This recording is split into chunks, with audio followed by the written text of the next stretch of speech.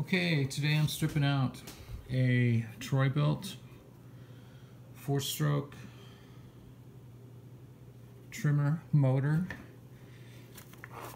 You see here I've already took out the 7 screws off the back. You can see the dipstick right there. I got a screwdriver stuck in here because I'm not going to save this engine. I've already pulled off the outer clutch bell, which has a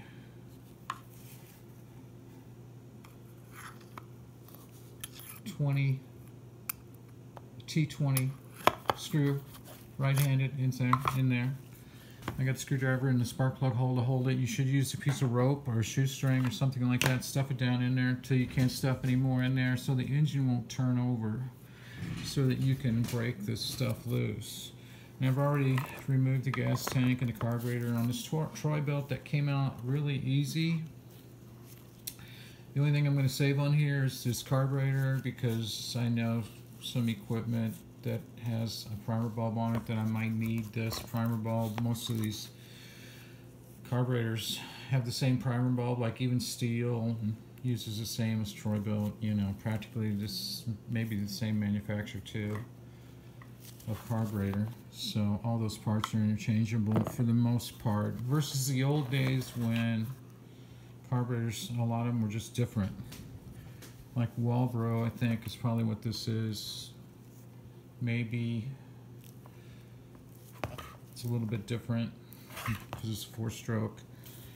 And so yeah, I am going to, on the next video, probably go over what you do with these valves if they get too loose. Because if you run a trimmer like this, the valves get too loose, it doesn't want to keep running. It wants to die off. It acts strange. And the looser they get, the worse it gets to start when it's cold and all that. So we'll go over setting those valves. And next time you see it, I'll have these screws loose. And we'll take a look at the piston and the cylinder in there. I probably haven't heard anything using this antique Mac screwdriver to hold the piston down here, but yeah, you don't want to do that way. You just want to use a rope in there and hold that. I'm going to get a pair of channel locks, and there is a tool for this, I think. I've never used it, but I always use big channel locks and break this loose. This is left-handed, so this has got to unscrew too. So not only the bell, the clutch bell has a screw in it, this screws on to the crankshaft too. And we'll cover the way the pull starter works, and maybe how you rewind a pull starter, which applies to larger lawn engines too. So you can see this thing it's pretty clean for the age of it. I imagine it's a few years old.